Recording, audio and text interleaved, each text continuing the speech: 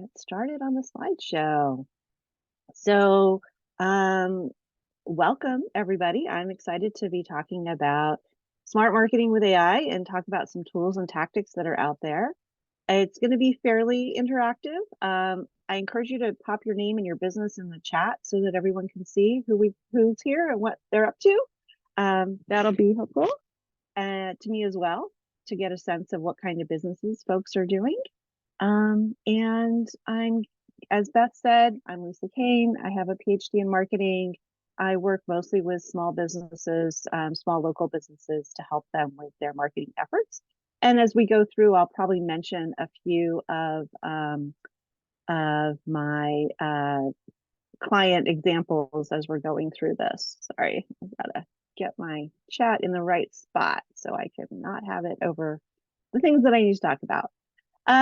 So today, what we will be talking about, what I'll be covering are a few slides, but also I'm going to be doing some screen sharing to show you exactly how to use a lot of the tools that you may have heard about.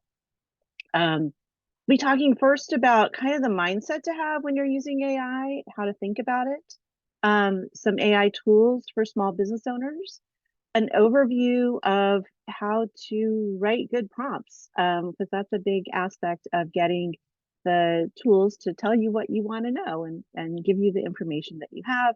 Then we'll do the screen sharing, try a few different things.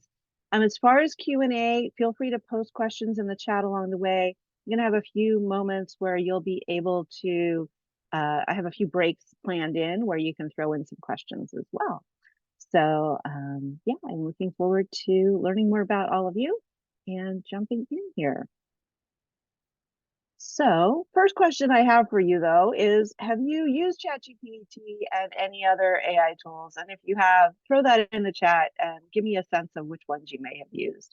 I think that'll be a little bit helpful as well for all of us to know where you are with this. Great. Any we're good? I thought I heard something coming through. Okay, so big picture. I wanted to just let everybody know that unlike a lot of other fields, ChatGPT, AI is changing all the time. I went into Canva today. We're going to look at Canva very briefly. And there's a big banner at the top, or not, there's a banner at the top that says, coming October 4th, magic. And they're going to be releasing a whole suite of new tools, AI tools for users on Canva. So what I'm going to tell you today and what will be available next week will be pretty different, I'm sure.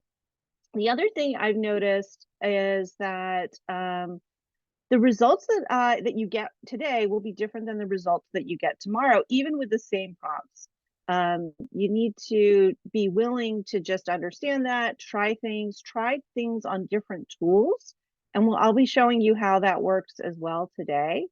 And I think the other thing is to really think of the AI tools as collaborators or assistants, and not as if you can fully outsource something. I'll be giving you a few caveats later. In particular, I've noticed that ChatGPT and math don't get along that well. So be very cautious if you're asking it for calculations or other types of data analysis. Sometimes it's spot on and sometimes it's really, really off, which is frustrating if you think it might help you out. Okay. So which tools for small business? There really are so many. There are aggregator lists. I'll mention one a little bit later, but and ways to think about how they're organized are around, there's free ones, there's paid ones. There are ones that are really focused on content and copy. So things like ChatGPT, Claude, the Google Doc GPT extension are Jasper are really great for content development. For images, we've mentioned Canva already. Midjourney, I think Bobby mentioned out there, that's got a lot of great image tools, and there are others as well. For video, I've been using Descript, which is really great. There's also perplexity.ai, which is really good for getting answers to questions. And I'll show you some of these as we go through. One advantage Claude has over ChatGPT is it accepts a much longer input, more characters to the input than ChatGPT does. So, depending on what you're planning to input, that may drive you to use one versus another. And of course, there are literally thousands of other things out there. If you wanted to install a chatbot, there are several chatbot options out there on your website, for example, for clients.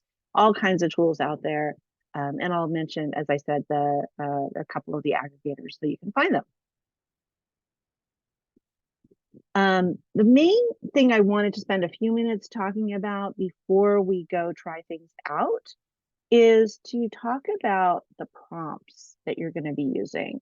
And try and get the participant picture out of my way. So there's a couple of ways to think about how to ask the question. And I recommend trying different ways. And I'll talk about some of the elements that you would typically want to include. But one of the main things that happens is, do you want to throw one really big prompt or do you want to do it incrementally? And again, I recommend trying different things for different tools and see what gets you a better result. In my experience, I'm actually better off if I do it more incrementally. So I'll ask for something, it'll give me a first draft, and I'll come back and say, well, give me a more friendly tone, or give me more detail on this, or change the output so that there are no bullet points at all. And it's just text. That happened when I wanted to get captions for Instagram, for example. The first round, it gave me numbers. I didn't want numbers. I'm like, no numbers. Then it gave me bullet points. I'm like, no bullet points, just the plain text, no, no indicator. So you may have to keep doing that time and again. But that lets you get a bunch of stuff that you can pull into another tool. So for example, I've mentioned Canva, but you can do a bulk import into Canva. And if you've got an output from one place, you can send that into the other place. And now you're really speeding up your entire process. Again, if it's not what you wanted the first time, give more context, give more direction. Imagine it being an assistant, a human assistant. If they didn't bring you back what you wanted the first time, you would say, oh, I really meant blah, blah, blah. So that's what you need to do here as well. So some of the elements of the prompt are, what are your goals? What are your objectives? So I think in my experience, it's been really great to say, I'm trying to get people to sign up on my website, or I'm trying to get people to click through and do whatever. So being very explicit about what your goal is helpful. Giving all that context, who's your target audience, or who you think might be the target audience, what the situation is while I'm seeing this, what your specific request is. I mentioned having Instagram captions, for example, or it could be a blog post, or it could be rewriting some other content. Thinking about the role and the tone that you want. And then that output structure, as I mentioned, numbered or bullet points or none of the above is important as well. The other thing is I find, sometimes I will take old content as my first draft and give it to the tool and then say, rewrite this. And I'll get a new version that has maybe a different tone or for a slightly different audience, massaged in a way for that particular group and that particular platform. Other times, I'll ask the tool to give me the first draft with these things, the goals, the context, the request. And then I can refine it from there with more additional inputs. So it really depends on what you've already got available to you, if you're reusing things that you've done before, or if you are starting from scratch and which way you want to go. Some people really have writer's block and they can't get the first draft, and it's amazing for them to have an AI tool create that first draft. For other folks, they have some ideas already and they want to get it refined and more robust for their different audiences. Some of the small business marketing applications include, as I've mentioned already, creating and editing textual content, Another thing I've been using it more for lately is prospecting. There are a couple of tools in particular that are really good for this. One of them is perplexity.ai, which I'll show you. You can ask for a typical type of business that might be a client of yours in a particular geography, and it comes back with listing services that are vetted a little bit more with the link, so you can go check it out. It summarizes them. It's very helpful for that. Whereas some of the other tools, their data doesn't come into the current year. So ChatGPT was only bringing things up to about a couple of years ago, so it might not have all that information, whereas Perplexity is pulling things more recently. Creating and editing image and video content. We've talked about that a little bit. I've been working with the script for helping with video content. And I've mentioned, of course, Canva. And again, Photoshop now has all kinds of extra tools that are available that will let you extend an image and add things to it, all of those great things. The other thing I think that's important to recognize is that it can really be a great brainstorming tool. So what are pain points for some of your target audiences? What messages might resonate? And I'll show you an example of that. And as I mentioned, there are so many AI tool aggregators out there, and I'll show you one. There are lots of them, and you can find other tools that are a great match for your business.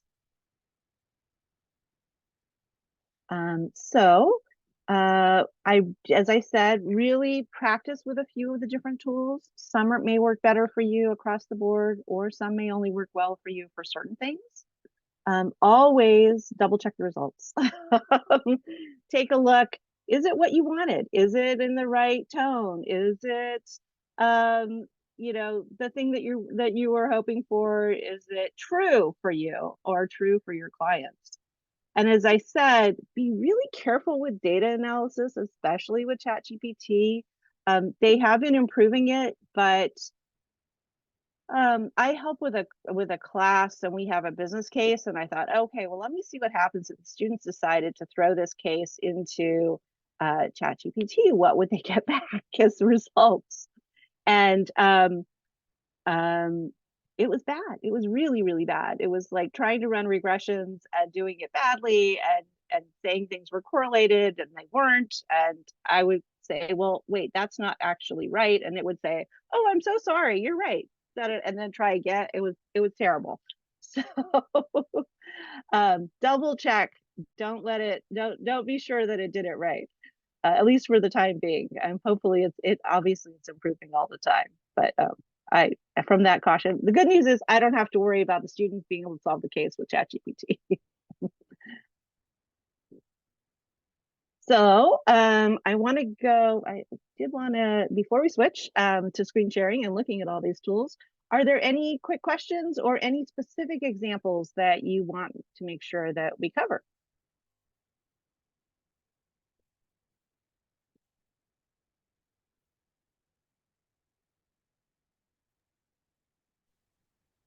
Oh, good. Mimi's curious about prospecting. Perfect.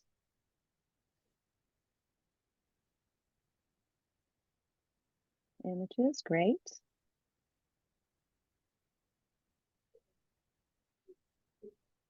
Anything else? Okay, well, let's maybe start with prospecting then. Let me get us to the right screen. I'm going to go to Perplexity for that. As you see here, I've got the tools that I'll be covering today for the most part. ChatGPT, Claude, Canva, Perplexity, and then there's a Google Doc extension, which is very useful that I'll show you, and a little bit around how to, it keeps things a little bit more organized in my point of view when you have each thing in a separate Google Doc. So that's one of the advantages to that. Let's start with the prospecting. So tell me again about your business, Mimi. Hi, Lisa. Oh, there you go. So I'm a conversion copywriter. I write websites and marketing materials for business owners. Awesome. Great. And so what kind of prospecting are you interested in? Are you interested in for your clients, or are you interested in it for yourself? For myself. Okay, so you're looking for small local businesses or more corporate accounts? Who's your ideal client?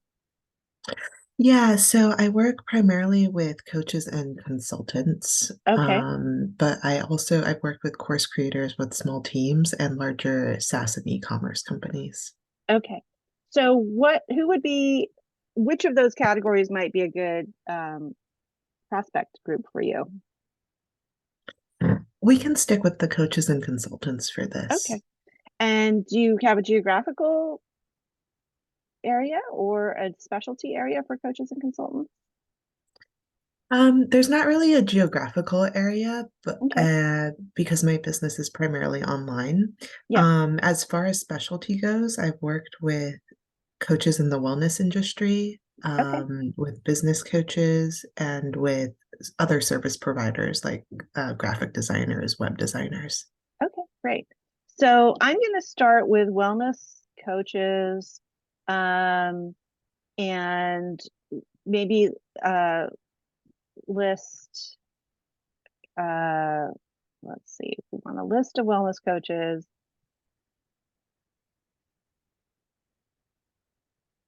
in the US, we'll say, because that's probably all it's going to give us anyway, um, who have websites that seem dated.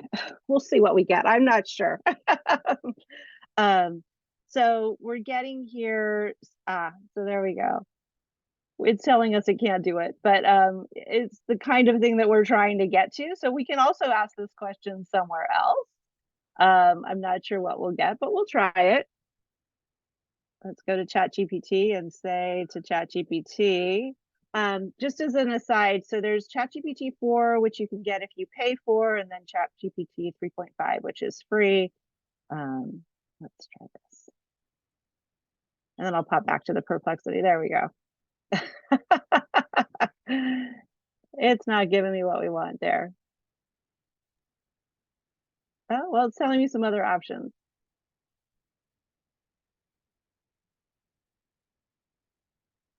There we go.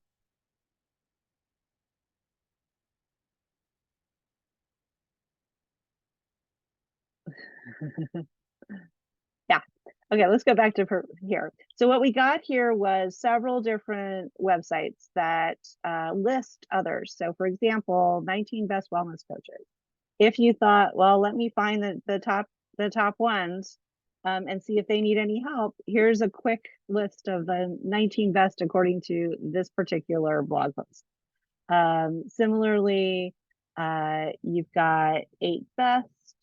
There's some other, let's see what's this. This is Wix, giving you some listings. So it's giving you some ideas. We can also refine that. So what kind of things, if we said without having the terrible website, the dated website, are there other specific areas in wellness coaching that might be a match?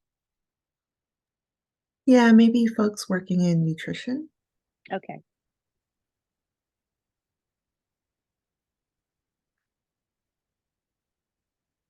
Any other criteria which might help us? We'll start there. So again, it's giving us these listings that can be helpful for finding folks. And yeah, so I find that it can be really helpful, especially if you do have a geographic focus. Like I was looking for things for clients who have local businesses and they want a local clientele. So if we said, for example, nutrition coaches in Oakland and Berkeley, now I'm So, getting more specifics. Yeah, Heather? so a suggestion might be, because it might be hard for the artificial intelligence to interpret outdated websites, but if we said whose website doesn't have a 2023 copyright. All right, that's a good idea. Let's try that. Um,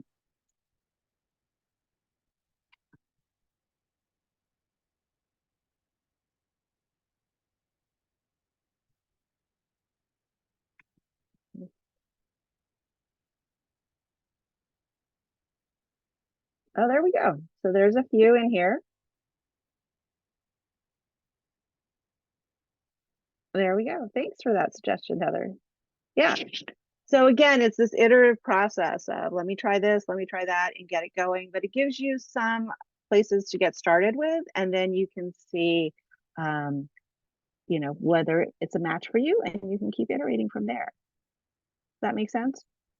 Yeah, it does. Yeah, that's really cool. And actually, the first result there under Oakland, the Nourished Belly, is a website I've heard of before. So Okay, that's really cool that it pulled that up.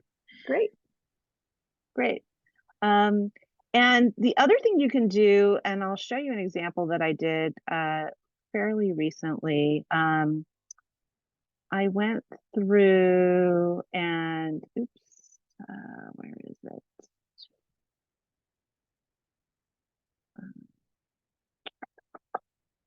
Maybe it wasn't here. I was in Claude actually. So I used more of a script in this one, and I basically said, you know, do this for me. And it gave me different audiences and the problems that those audience were dealing with, and some features that they would care about and some benefits that they would care about. So then you can take the list that you get over there. Let's say you turn it becomes nutrition coaches that are the right ones. Maybe we come up with some more descriptors for them, but then we can come back here and say, well, what's going to matter to them in terms of website copy? What are the features that they're going to be looking for? What are the benefits that they're going to be looking for? Are there even more specific things that we could look at? For example, a nutrition coach who focuses on clients with diabetes, or a nutrition coach who focuses on clients who you know, are in their new moms, or you know, pregnant women or something, right? There could be a whole bunch of different things, and you can use these tools to help you flesh out good messaging for them. And so then you sort of take the result from one place and bring it into another place. Does that make sense? Great. Cool. Let's see. And I think another question was about images. So we'll go to maybe Jennifer, you want to tell us a little bit more about that, and then we can talk about what might work for that.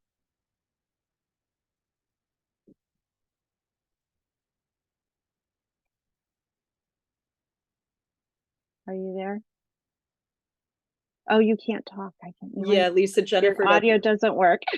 Yeah. Can you throw it in the chat?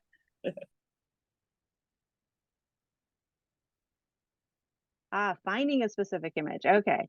So Canva is perfect for that. The paid version is well worth it in my view. I think it's, I don't know, 13, 14 bucks a month, or if you prepay for the year, it's even cheaper.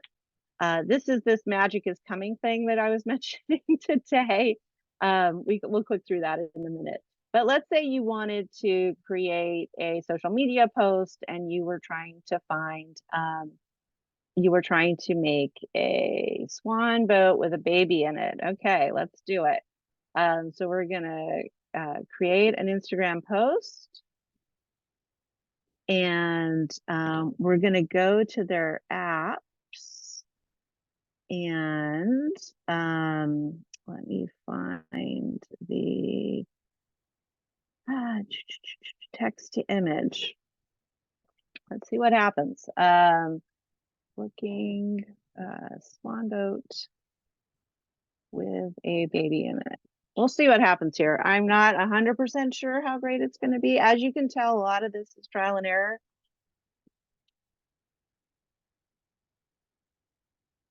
And Midjourney might be better at this. Oh, but here we go. Well, these are cute. That's darn cute. There you go. I mean, this one could be slightly better. Maybe the other swan is better. We'll see. Which one do we prefer?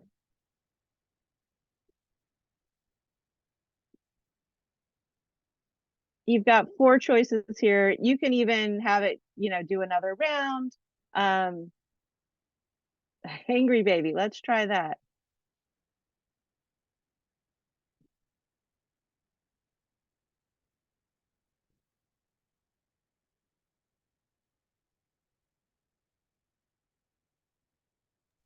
So Lisa, these images are AI generated, or they're They are, searching the web for they're the- AI generated. Sometimes they'll be really, really weird. They should be AI generated. That's my understanding. So let's double check. Let me make sure. Yeah, they are AI generated. Wow. There are rules around acceptable use, but yeah, they're taking pieces and parts from out there and mixing them. It looks like they got the angry swan, but not the angry baby on that one. Let's see.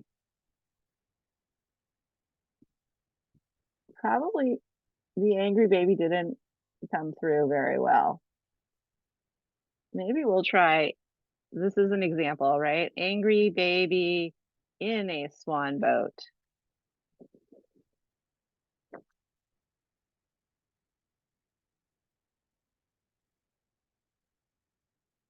So I don't know if you noticed how I got there. I opened up Canva, I created a thing, I went to apps, and then I chose text to image, and that's how I got here. This one does look more angry or sad or something. Yeah. So I think playing with this, and yeah, it can make it look like a painting. So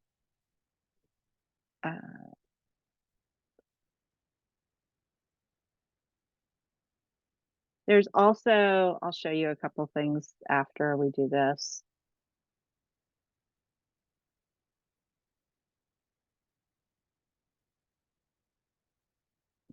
So these are more painting-like. This one in particular is kind of more painting-like. Oh, we really got the angry baby on that one. Okay, so you're getting a sense of how you can do that. You can also, once you've done that, you can click on edit the photo, and there are other filters and effects that come into play here that you can use. So if you didn't like, you could, you can mess with the color and the filters on it. You can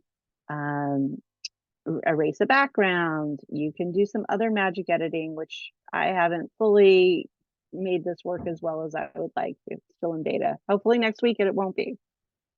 Okay, I think we got the photos and images pretty well nailed. I find Canva to be a great tool all around because it's not only did we get the image, but we got it in the right size. We got it in a way that's going to be functional for us to throw right into social media, or if we had wanted to do it as a email header, we could have chosen that size. You can easily resize things as you need. Canva's just fabulous if you've got needs for that. Great. Let me show you, yeah, I'd love to show more examples as anyone needs them, but I'm going to go through, oh, there we go. Let's see. You want this in an image?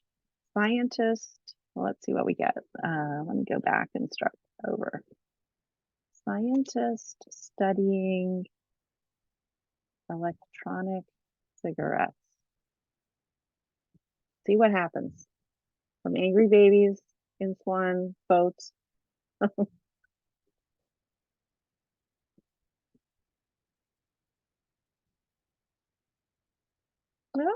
let's see. What are they doing here?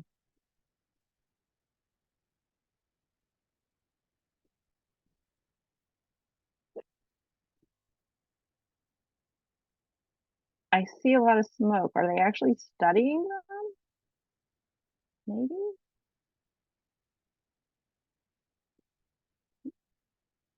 Does that work for you, Joe?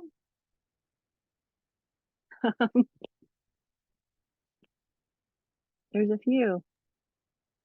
Yeah, Very nice. yeah, good. Fun with Canva.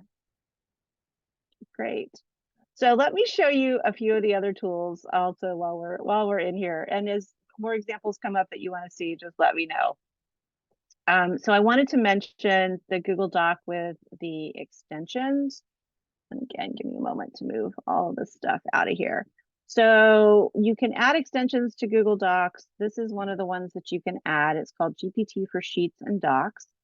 And you can, you just stick your prompt in here, or if you already had a document that had some information, you could throw that in here as well. I'm gonna go grab, so here we go. This is where I came up with a title for this, so you guys can see. Smart Marketing with AI Tools. Does that sound familiar? And I tweaked it because, you know, you got to tweak it. So let's ask it here. You just throw it in, hit submit. And now I've got the chat in the way. Only one? Okay, that's not enough.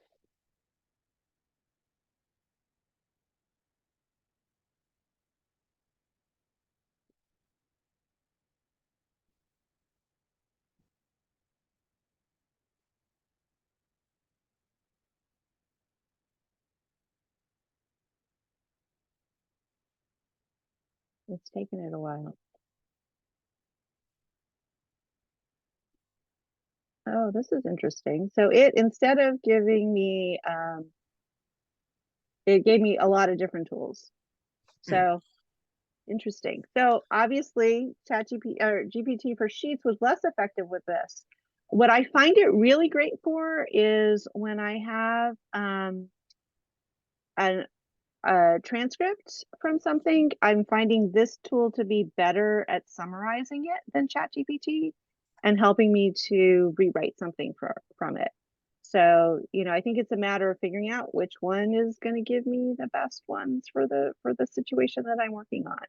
And this gave me a bunch of tools. I think it figured, I think I didn't ask the right questions. Let me redo this one more time. Give me, I think what it did was it took that earlier part and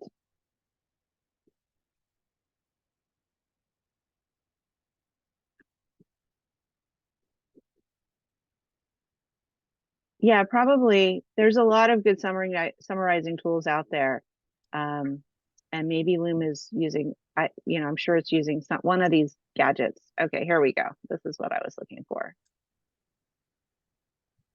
So apologies for a brief interruption, but I do use a very similar method on image generation, and it basically involves building a list, drilling down, and then re-expanding. And because these things can provide so many iterations, eventually one of those iterations will match my imaginary unpolished vision. And there you go. hand it back to. There you go. Yeah, that's great. Yep. Yeah, Dee, in terms of you just specify all the details that you want. And as Bobby sounds like he's pretty familiar with the mid-journey process, which you can do a lot of this on there as well. What I like I said, one of the advantages to Canva is that it's already sized all the way that you want and it's ready to roll into different formats pretty easily. But we can go try and do the Canva female scientist in the lab. In fact, probably we could find one of those from their stock photos. So I'll show you that as well.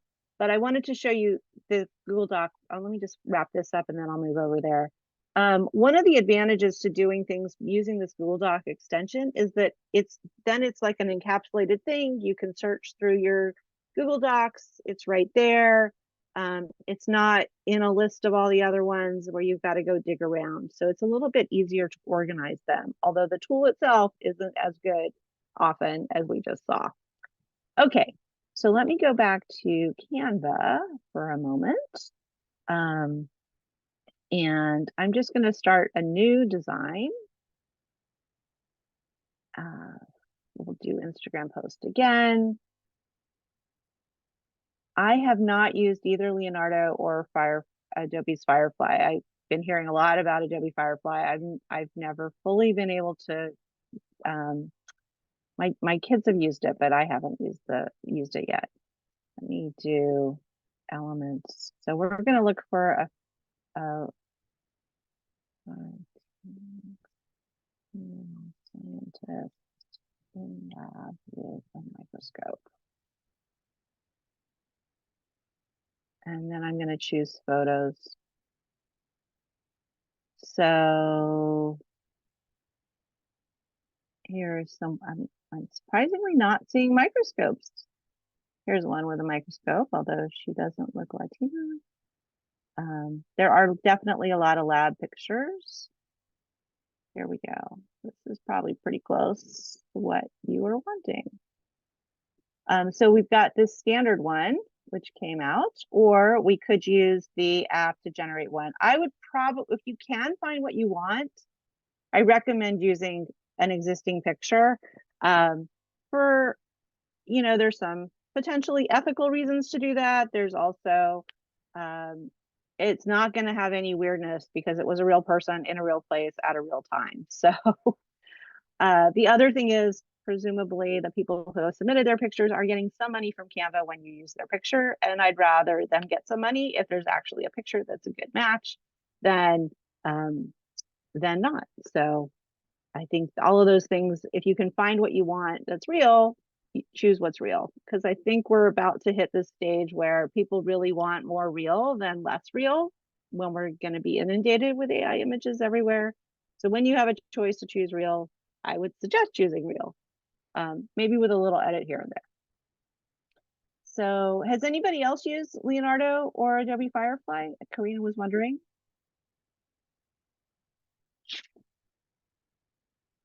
I'm guessing not. Okay.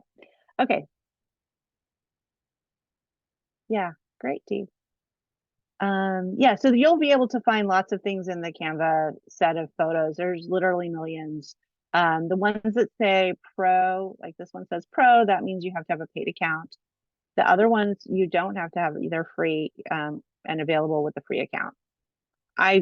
The cost is so low to use Canva that it's just generally worth it to get the paid for the most part. Okay, so we were looking at the Google Doc option. Then we have the straight up AI, ChatGPT, the sort of the one that made us all familiar with it. And here's an example. I have a client who has a massage therapy studio, and I was looking for suggestions for images, captions, and hashtags. And my goal here was to encourage folks to book an appointment. They only offer 90-minute massage appointments. And so it gave me 10 ideas, which were great, right? It gave me hashtags, it gave me the caption, it gave me a little emoji stuff, and had a suggestion for what I should look for in the image that I choose. Now, my client has several images, but I could also go to Canva to find some of those images that aren't a good match. So this is an example of, you know, generating a lot of social media really quickly, or at least ideas. The other one I mentioned before was trying to get the quotes, the motivating quotes without all the extra stuff, so I could import that into Canva, and I'll show you that here, what my process was, so you get a sense of that. So I wanted 25 quotes that will motivate small business owners. So the inclusion issue came up here for me as well. So you will see, gave me ones on goals, on marketing, on great. Then I said, okay, rewrite without numbers, which then it decided to give it to me with bullet points. And I was like, nothing, but no, it still gave me bullet points. And so I had to say specifically no bullet points. There we go. And then I asked for quotes by women because they were pretty much all by men, and I was starting to get on my nerves. And then it gave me some by women, but also included some by men in here, which also was a little aggravating. But so you do have to keep going and ask it again and again to get what you want on occasion. I think it is a challenge for some of these where it, you know, obviously it doesn't know that Michael Jordan is a man per se, but it could in fact have figured that out probably somehow. Henry Ford, for, you know, whatever. So again, this is where you need to keep the caveat in mind, make sure it's giving you what you want. Don't assume that it is giving you exactly what you said. Okay, So that is some examples from the original ChatGPT. And so you can see that. Then Claude, I went through sort of this example on Claude.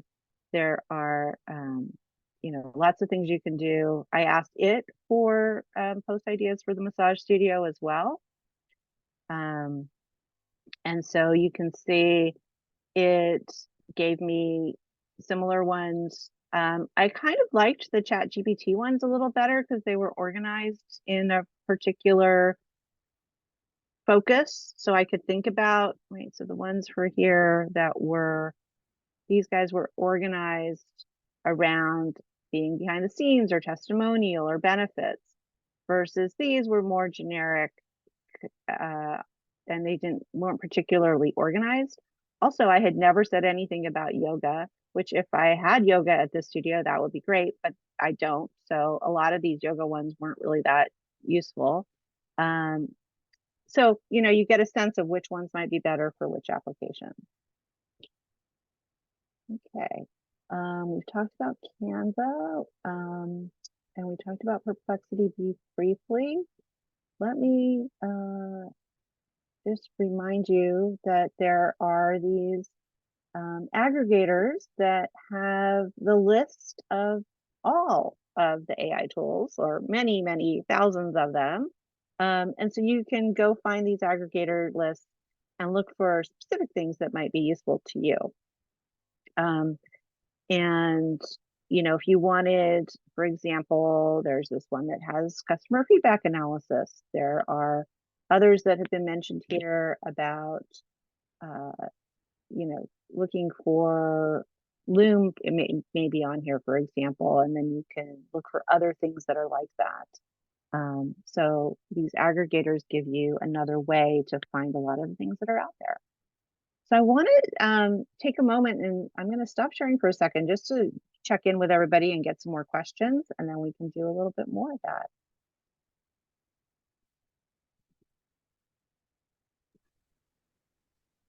So Lisa, that website said what, there were 8,000 AI generators? Yeah. How are they legit? I mean, that's almost overwhelming. Yeah, it's overwhelming. It is overwhelming. So that's why I find, choosing the ones that you like, that you get to know the few that work for you and stick with those for a while. Every once in a while, go check out something else that might be out there. We've heard of a few suggestions here. Bobby mentioned looking at Reddit to see if there are other suggestions there on some of the specific threads, specific subreddits around particular AI tools. And I think those can be good ways to narrow in on ones that might be a good match. I think there's this sort of bigger picture issue of thinking of it as a collaborative tool, thinking about the specific thing that you're looking to find, and not necessarily expecting it to get you all the way to the finish line with one tool. So you saw that I was moving things from ChatGPT into Canva, or from Canva's text to image version into Canva's image editor. So you can take pieces from one place and move them into another place, depending on what aspects you need. Oh, I wanted to also just mention Descript for video. So I can do that if when any other questions have come up here. Yeah, there are definitely thousands and thousands out there to choose from.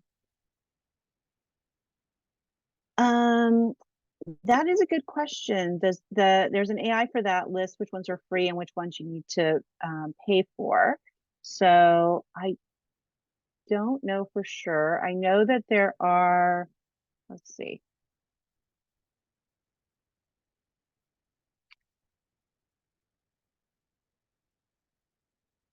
So yeah, it does. So it looks like it says free here on the ones that are free.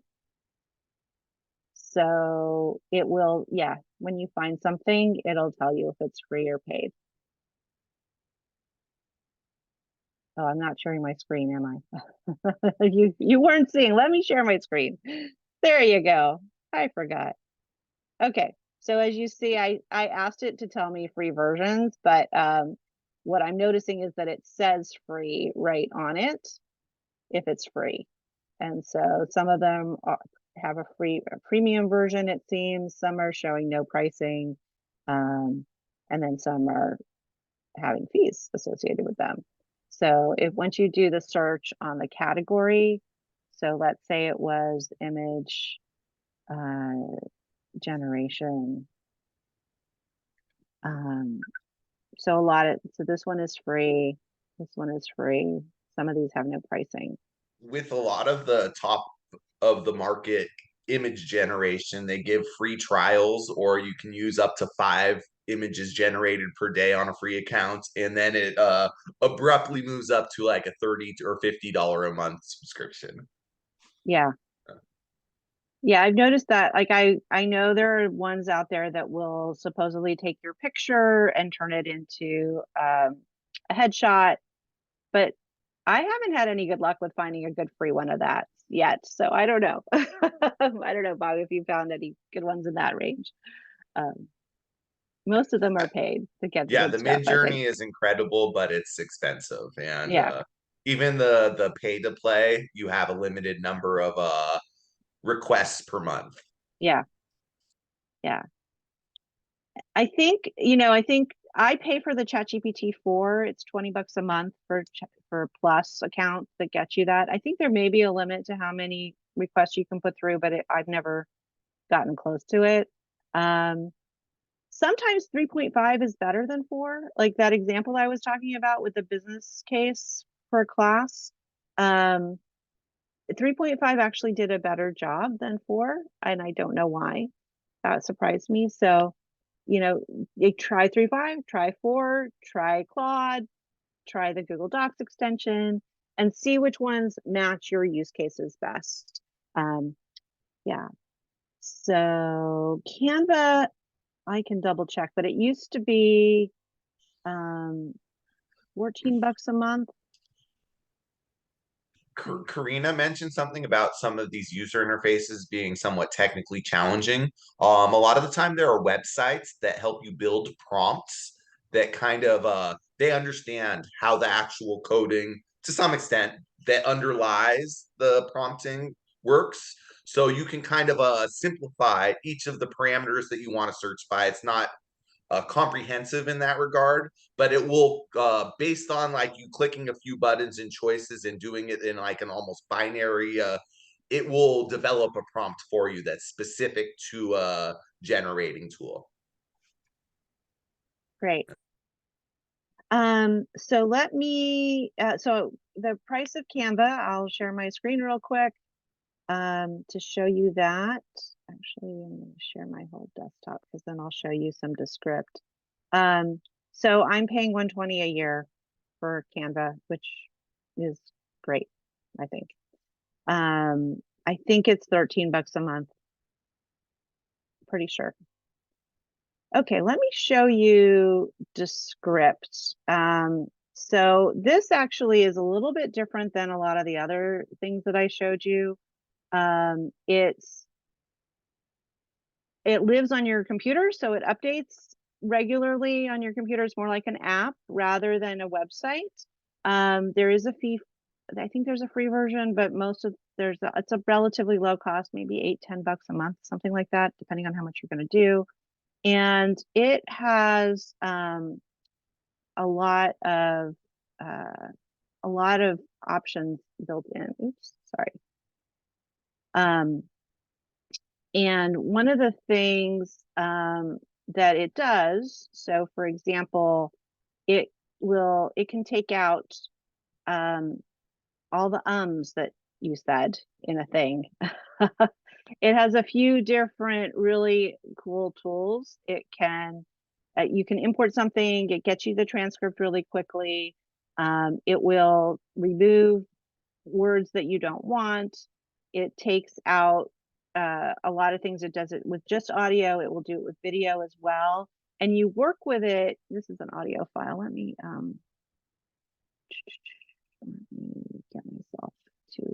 right spot.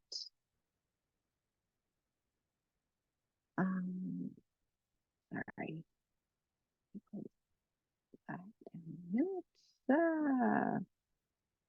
Okay. There we go. Okay. So it also has a new feature that they call regenerate, which, you know, when you're talking and the tone, you end a sentence in one way and then you start the sentence in a different way. But if you wanted to edit that out, it gets a little weird. This regenerate tool gets rid of that weirdness. Somehow it's able to adjust the audio so that it sounds more consistent. And to edit things, basically what you do is you edit it in the text side, which I find so much more useful than editing down here in a timeline. If you're really adept at video editing, then you probably don't need this. But for people who are not as adept at video editing, this is a great tool. You find what you wanted to take out. Here's an it's showing this as an that I might want to take out. And you just remove it here, and then it pulls it out of the video and out of the audio, and it's gone. Which I find to be so much more helpful than having to deal with. Canva has video editing tools as well, but you're dealing with that in this timeline down here in the video timeline rather than in editing the text. I think it depends on your point of view and how you're used to working. But for me, I'm much more comfortable working this way than I am working with the video timeline. Does that make sense? Were there specific examples that you wanted to see? I know a couple people were interested in seeing the script, so I'm curious if there was anything specific that you wanted to see.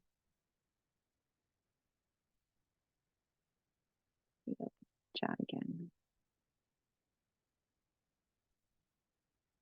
I think Bobby and Karina were interested. I don't think I can get Whitney to sing. But we could have her talk.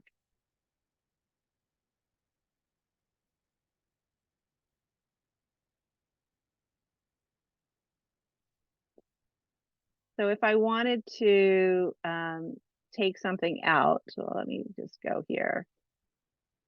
No sound on your end. Huh, okay. Thank you for letting me know that. Let me see what I can do about that. Audio settings, maybe? Sorry.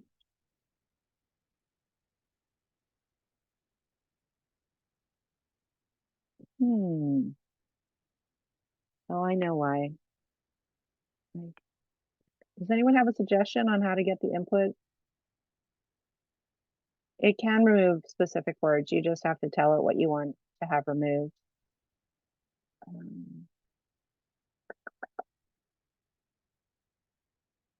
If anyone has a suggestion for how to get you the audio, I would appreciate it because I need to know how to do that. I'm not sure. But yeah, you can remove filler words, and it just takes them out. So it's easy to just manage that from here. Yeah, I can ask AI how to get me to Zoom so that you guys can hear the words. I don't know. So I thought I was looking for that. Let me look again. So I'm looking in my audio settings and advanced. No, I have echo cancellation. Sorry about that. It's okay. Lisa, I wonder if you have any thoughts on like the ethical impacts of, you know, manipulating video like this, and we see social media, and how do we know what's real anymore? I'd love to hear your thoughts if you have any. Yeah, well, it's interesting. I think the big picture, honestly, what I think is going to be happening is that people are going to want to do more things face to face. I think between the pandemic and all the AI evolution that's happening around us, you're going to want to know that it was a real person. You're going to want to go see the person. And even Zoom, I'm in a networking group and we only meet on Zoom, and I joined when it was only meeting on Zoom, and we had a picnic. And I realized that I didn't know anyone's mannerisms when they were standing or walking. The things that you do, we met at a park, and I walked by two of the people. There were only a couple of them there yet, but I walked by thinking, it kind of looks familiar, but maybe that's not them. And it was because I don't know what they look like in 3D, and I only know them from here up. And so I think what's going to happen is there's actually going to be, for business people, there's going to be more of a push to know some kind of authentication, that it's a real person and it's not a bot or a manufactured person or whatever. I think that's going to be a shift that we see, and I think the pandemic is, post-pandemic will be part of that as well. But yeah, I think that's definitely going to be an issue. When people aren't sure, is that the real person? Is that not the real person? Yeah, Human connection can't be replicated through a yeah, computer. I wish it could, but we see it at the chamber. People are really enjoying just the camaraderie of a face-to-face engagement, and it's just there's a layer of authenticity that AI will never get to, and it has its place, and it's yeah, extremely valuable. But so too do we as people. yeah, yeah. And I think in terms of creating content, I think that's one of the advantages to thinking of it as a collaborator versus fully outsourcing it, is don't let it go without your touch, right? Like it can improve your touch, but don't let it go without your touch. When So I think, yeah. when I do prompts in AI, a lot of the time with ChatGPT, I have it create a character before Mm, doing anything. yeah, And then it's really incorporating some of my spirit, even though it's like yep, just a small artificial step in the right direction. But yep. I think like that's yielded results. And it also is a what do they call it? A loophole to avoid some of the limitations. So you can get Hmm. it to do things that it's not supposed to if it believes it's a character. Yeah, yeah. One of the things I've done along those lines is I've taken some of my old blog posts, stuck it in, and said, tell me what kind of prompt would have generated this content. Ah, So kind of reverse engineering the prompt. And what tone should I ask for to get this kind of tone? What role should I ask for to get this kind of content? And so that's a way to sort of, kind of what you're talking about, build the character, but let the AI build the character off of stuff you've already produced, in earlier days. And yeah, so, that's really smart. So you're kind of yeah, letting the AI tell you how to replicate your own voice. yes, exactly. And so that's, I think, really helpful when you need to have your own voice, right? And I think for a lot of small business people, Whitney was talking about thought leadership. She's a client of mine. But we want to be perceived as thought leaders in our communities, however big or small those are. And that means, one of her lines is that if it came from ChatGPT, it's not thought leadership, because it can't be thought leadership. Someone else already had the, Somebody already has done it. Exactly. Yeah, yeah, yeah. Like there's nothing novel that's coming from it. It's just a synthesis of previous yeah, yeah. yeah. So making sure you put your own thumbprint, I think, is really important on all of this, and recognizing that overproduced is gonna, I think that's falling off. I think TikTok and other tools that don't require that level of production, or give you some level of production, but there's still an authentic piece to it, have shifted. So when I have clients talk about, oh, well, I want my video to be this, that, or the other thing, I don't generally do much video editing. This is just a particular thing I'm working with her on for a couple clips. But we don't want it overproduced. We want it to feel real. We want it to feel authentic for the most part. especially, again, my clients tend to be small local businesses and not bigger corporate entities. And so in particular for those people who are selling services, they're selling themselves, and that needs to come through. Otherwise, there's this disconnect between what your client bought and what you were selling, and that's not great.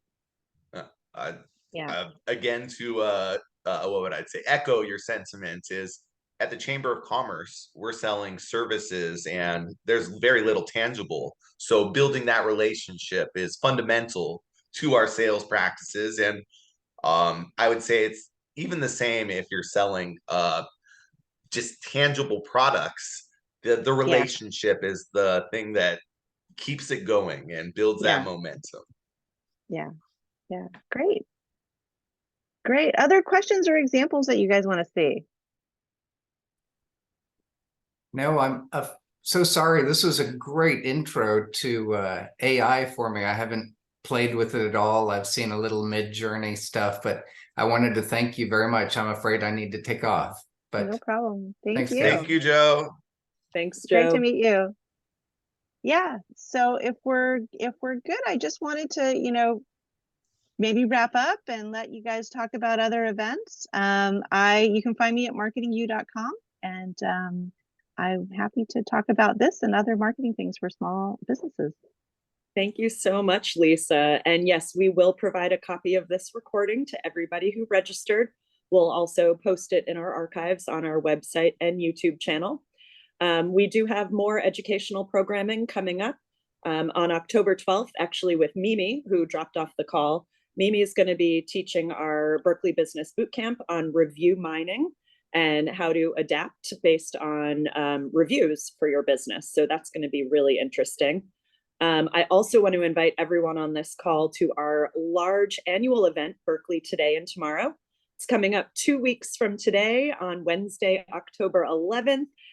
This year's theme of Berkeley Today and Tomorrow is celebrating the unique businesses featured in a citywide Discovered in Berkeley marketing campaign. We're going to have an expo featuring 25 unique businesses located here in Berkeley, as well as panel discussions featuring the likes of Meyer Sound and 12 and Plant Paraiso. We'll have the mayor and city manager there. It's going to be a who's who. We'd love to have you all there. You can purchase tickets at berkeleychamber.com. And then we'll have our October 19th networking event. Lisa, maybe we'll see you there for some live networking. We'll be over at Sway on San Pablo and University on Thursday, October 19th. That event and bootcamp are free to attend for everyone. So thank you again for joining us this morning for our business education workshop sponsored by the City of Berkeley. I wish you all a wonderful day, and we'll see you at the next one. Liz, can I say one thing to everybody? Yeah. I just wanted everybody to know that this morning Berkeley Side published a story about Adams and Chittenden, a 30-year Berkeley manufacturer that makes scientific glass, to kick off Berkeley Manufacturing Week events, which are happening all of next week, where you can get behind the scenes tours of producers and other makers in Berkeley. You can find those all in Eventbrite. Nice. I can pop that in the chat, or if Bobby has it, I just sent an email with all. We're going to send a follow-up email to all the people that registered that didn't attend. And if you send that link to us, we will be sure to include it in that follow-up. Terrific. You guys got it in your email this morning, so hopefully you have all the links, but I just want to welcome everybody here to join us for those behind the scenes tours, and also look forward to seeing you all at the October 11th event. And Lisa, this was one of my favorite educational workshops we've done during the baby with the face swap on the boat. I didn't stop laughing for like 2 minutes.